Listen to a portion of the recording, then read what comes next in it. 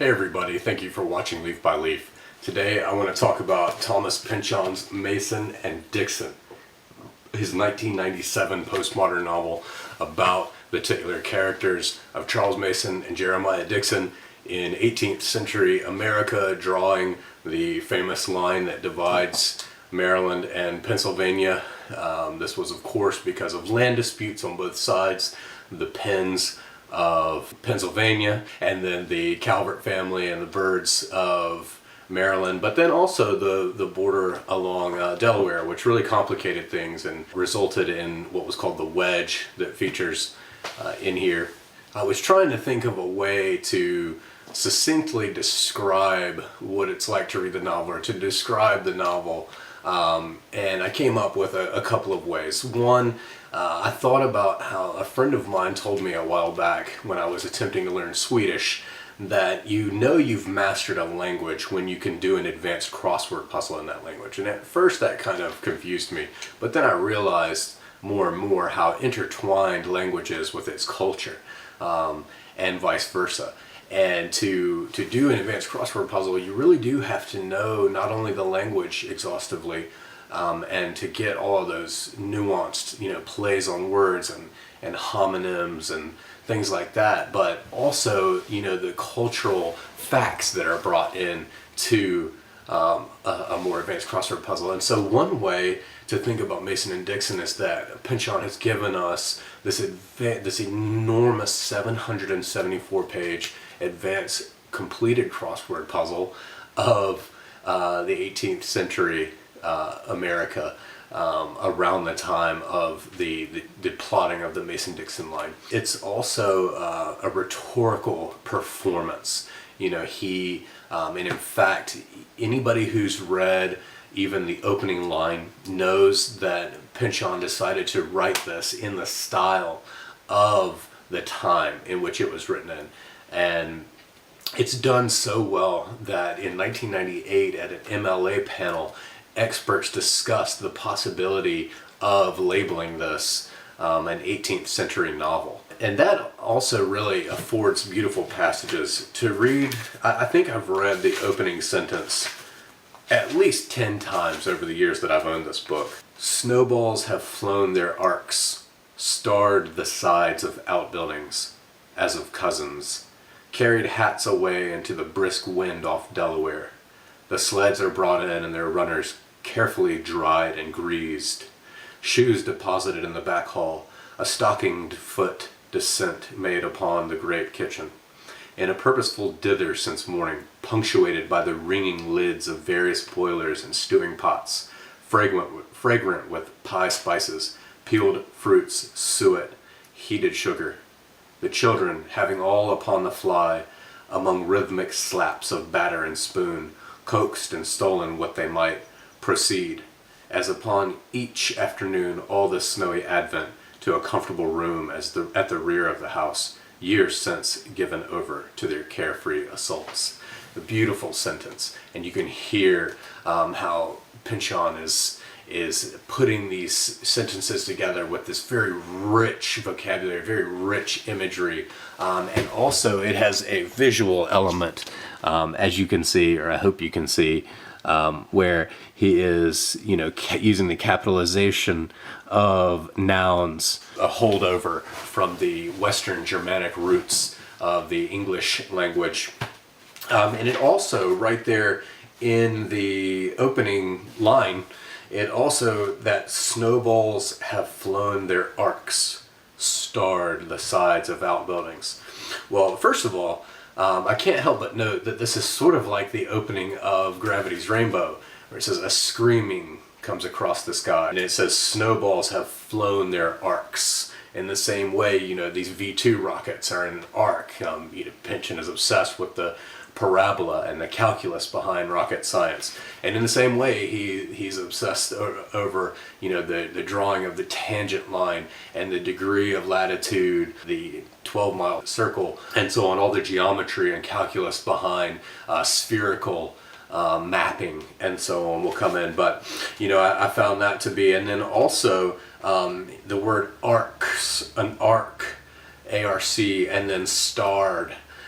We get that already. We see that, when we think of arcs, we're thinking of surveying, and also stars, measuring by the stars. And in fact, Charles Mason was an astronomer, and Jeremiah Dixon, he was a surveyor. And so together with this surveyor and astronomer, what they're actually having to do is go and use the stars to make these measurements. And so we see both of them represented right here in the opening sentence. It's a rhetorical performance, and it made me think about some comments that Stephen Moore made in the introduction to his alternative history of the novel. He says, literature is a rhetorical performance, a show put on by someone who possesses greater abilities with language than most people. Any literate person can write, just as anyone can sing and dance. What distinguishes artists from the rest of us is that they can do these things better. And art is a demonstration of how much better they can. The reason some of us consider Ulysses the greatest novel ever written is not because it has a gripping story, lovable characters, or unique insights into the human situation, but because it is the most elaborate rhetorical performance ever mounted, making wider and more masterful use of all the forms and techniques of prose than any other novel. That's exactly what's going on here. I love this because it's such an amazing fireworks display of this rhetorical performance that literature can give you, and only literature can give you.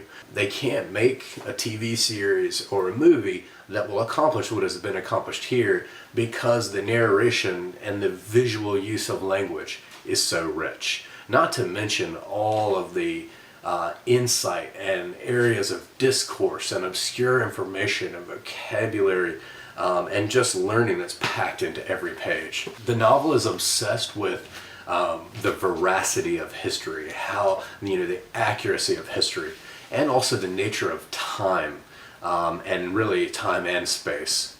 But it's also concerned with all the reprehensible undercurrents that are happening at the time, with the burgeoning global trade economy and unbridled consumerism, which is often represented in coffee consumption, which is really interesting, in light of present day, and of course slavery and the fear of the other, and then eventually this will hurtle toward not only the Revolutionary War that they're on the cusp of, but also nearly a century later in the Civil War, and the Mason Dixon line even being known today as that divide between the abolitionist states and the slave states. Certainly towards the end of the novel, Mason and Dixon both begin to feel their complicity in these things. The history of the Mason-Dixon line, simply put, is that there was a land dispute between the Penns of Pennsylvania,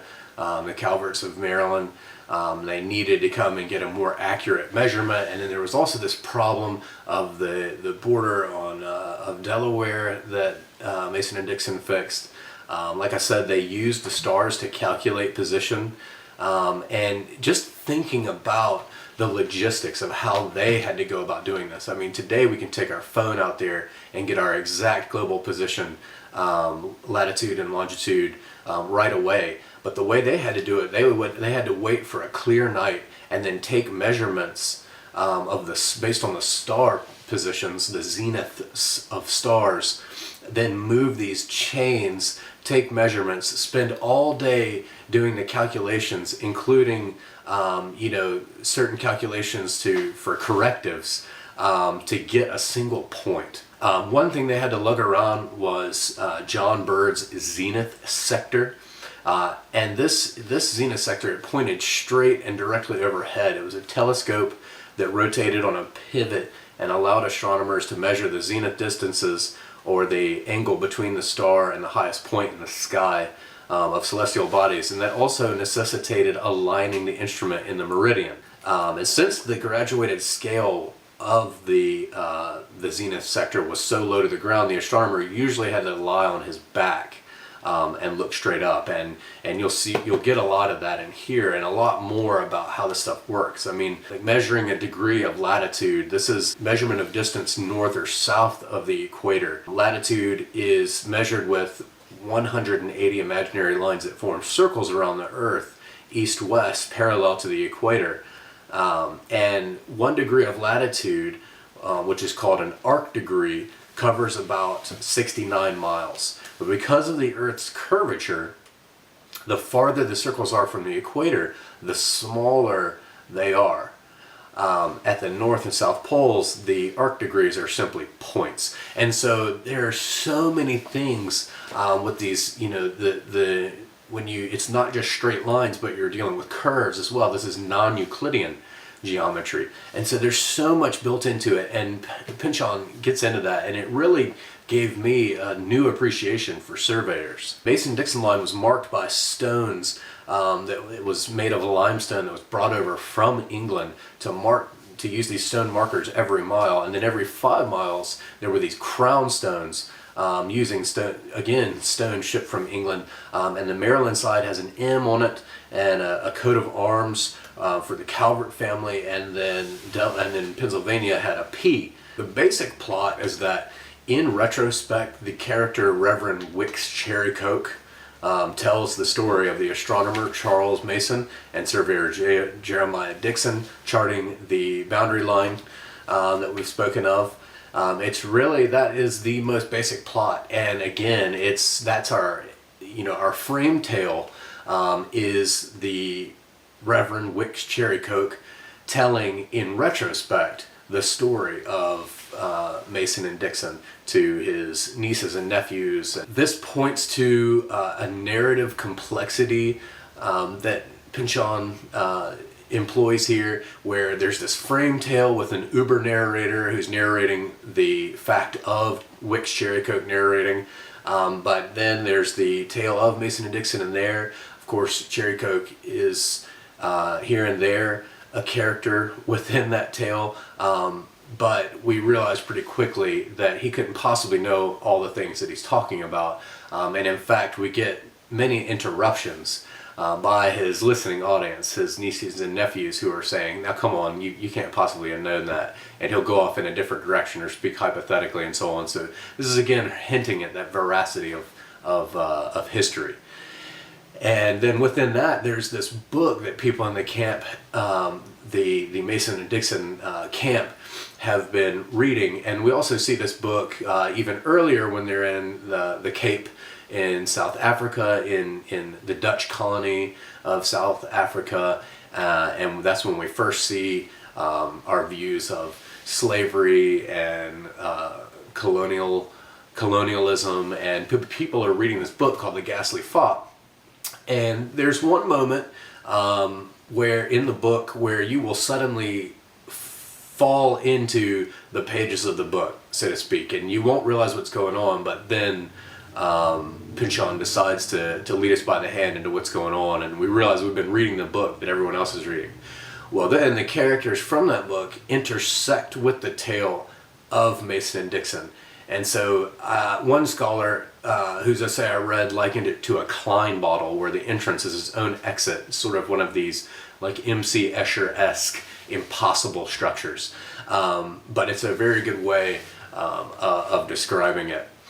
So these frame tales and characters in and out, and some exist here, does have some complexity to it, but it only adds to the rhetorical performance. The two characters side by side, Mason is an astronomer, he's portly, he's melancholic, he's Anglican but a man of science, and then Dixon is a surveyor, and he's tall and gaunt, and he dresses eccentrically in a military dress with the red coat, and he's a Quaker but also a man of science, and he's a Lothario, and the two make a great comic pair as friends. And it reminds me of the great comic pairs out there in literature, like a Don Quixote and Sancho Panza type dynamic. The setting, of course, again, is at this, we're boiling to that flashpoint of the Revolutionary War. We've got the global market and slavery and the tensions with the natives, where this is after, the defeat of Braddock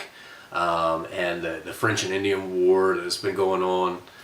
There are religious clashes within themselves, within the individual religions, and then also with Enlightenment sensibilities. There's a lot going on, again, with Mason being Anglican, but also a man of science, and then Dixon being Quaker but a man of science, they are still caught in this tension between trying to do this living in a very precise, mathematically driven world or scientifically driven world, but at the same time still being haunted by the supernatural. And in fact, Mason himself is haunted by the ghost of his late wife, Rebecca. Back to the prose. There are two effects that writing in this way does for us. The first is to give us irony and bathos. And by that I mean that the language is rich, and to our sensibilities it's very high class and proper, but yet the content often transitions into the comic absurd, very often into the comic absurd. And so the dissonance between those two make for a very comedic effect. But then also the feeling of newness, that you're just reading something new, because in this language it allows Pynchon to play with new ways to say simple things. Like, instead of "she batted her eyelashes," he'll say "her eyelashes indulging in an extra bat." Or for saying that Mason is fat, it says, it refers to him as corporate surplus. And then instead of saying that Dixon punched the slave driver, it'll say that Dixon places his fist in the way of the oncoming face. So it's a way that Pynchon does where he brings in irony and bathos into the language to give us this comedic value. The prominent themes, again, the veracity of history. From the start, Pynchon establishes a historiography built on anachronisms. Again, here he is.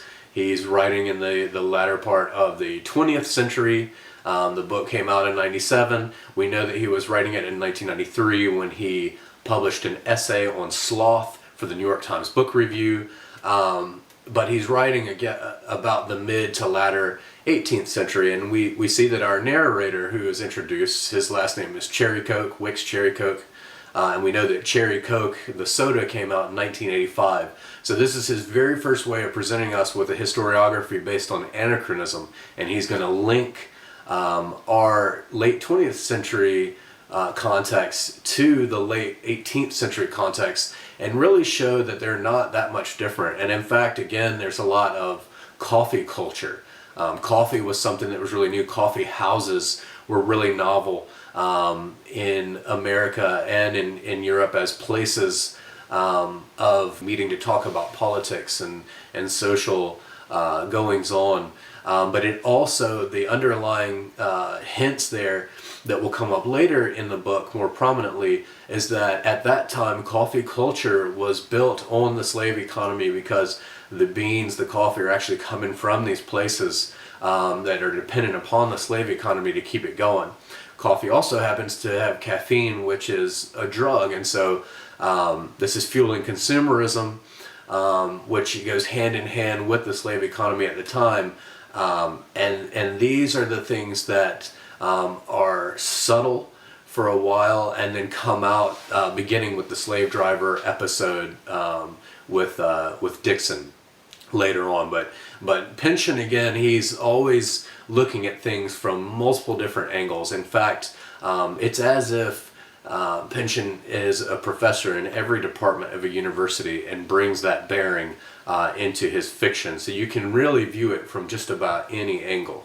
And also with the veracity of history, the narrator of that interpolated novel called The Ghastly Fop says that history is made of memories. And the more you think about that, the truer it can seem that really anyone who's sitting down to pen history and to put history into writing, to record history, is relying in large part on memory. This is also linked later in the novel of the characters of Johnson and Boswell show up, and then we learn that Mason has thought of Cherry Coke as his own Boswell, but the histories that we're getting are dependent upon memory. Time and space, and of course memory and time are linked. In fact, when they're drawing the west line, they're headed toward the future, but then they have to stop short of going into the Ohio Valley because there's a dispute between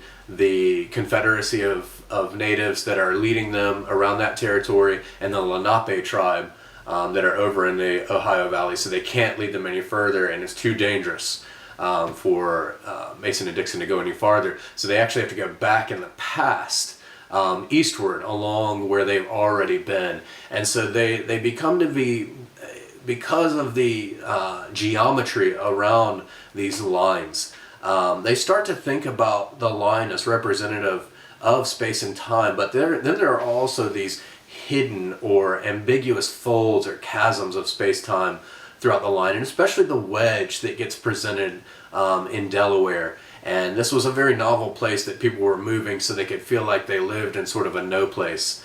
But it also links to the lost 11 days when Britain finally adopted the calendar reform that just about everywhere else had already done. And Mason becomes obsessed with these lost 11 days when they leaped forward in their calendar. And he feels in his mind that they still exist, and that this is a place that he's trying to figure out if it has made him older or younger, or if this is a time and space that he can visit. And in fact, he does slip into it in the novel, and he goes to the Bodleian Library and studies about it. But between the wedge and the line itself and the lost 11 days, just to name a few, you'll see that there's this obsession with these little pockets that could exist outside of space-time. Which again also brings up that tension in the age of reason, where they're men of science in this historical setting that's moving more and more toward the Enlightenment and the French Revolution and everything that comes after. And there are mentions of the encyclopedists and Voltaire, but everything around them is rife with the supernatural. They're forging through the wilderness, and there are these natives out there that they've heard crazy stories of. Pynchon also has a lot of fun introducing historical personages like a highly eccentric Benjamin Franklin, and a hemp-smoking George Washington, and a red-haired Thomas Jefferson. And the way that Thomas Jefferson is introduced into the story is really enjoyable, because we get a red-headed lad named Tom, and he overhears the pursuit of happiness come out of Dixon's mouth. And he says, "Oh, I really like that. Can I use that someday?" And of course we know in hindsight that was used in the Declaration of Independence. But this is just Pynchon being Pynchon and having fun with history. Again, we get James Boswell and Samuel Johnson as a nice treat in the very last section of the novel. It's a mini encyclopedia. It's dense with information. The Jesuits have come up with this telegraphing system across the sky. There's a Frenchman involved named Père de la Tube, which tube is slang for the television. Of course, in the late 90s when this was being written, television was big, but also the web, and it's literally referred to as the web, a web of communication and so on. So according to Pynchon, Al Gore didn't create the internet. It was actually Sino-Jesuits working together. There's also geomancy. There's a character from the Ghastly Fop named Zhang who intersects with the Mason-Dixon story and brings geomancy, and he's a feng shui master. It digs into Freemasonry and Rosicrucianism, the Royal Society. He'll give you little histories of why the cigar is named a stogie, and why the history of the special North Point on a surveyor's map. He rattles off illusion left and right, and I highly suggest using the Thomas Pynchon Wiki because so many things are done. I had to look up a lot of things. And he does this not so much to be obscure, but just to present the way that these historical moments and these figures and topics would have been discussed at the time. He really wants us to feel that we're there, and people weren't breaking everything down for each other. There was already, this implicit understanding that they already knew about certain things. Another great thing that he does is Timothy Talks is this fictional poet laureate who has written the Pennsylvaniad. This seems to be an anachronism, allusion to Joel Barlow's Columbiad, but this is woven all throughout their epigrams of stanzas from the Pennsylvaniad. And then finally the poet himself, he's gone mad by the time he's introduced. Puns, of course, are everywhere. And then there's a rich vocabulary. The book uses the technical vocabulary of the actual situations to bear on the narration itself. So you get a lot of terms from geometry and astronomy and calculus. We get all kinds of words like lixiviate and levigate, elutriate, non-tertiary, loxodromic, castoranthropy, and my personal favorite, coprophagously agrin. To close the video, I would like to recommend this collection of essays, The Multiple Worlds of Pynchon's Mason and Dixon. This is edited by Elizabeth Jane Wall Hines, 18th Century Contexts and Postmodern Observations.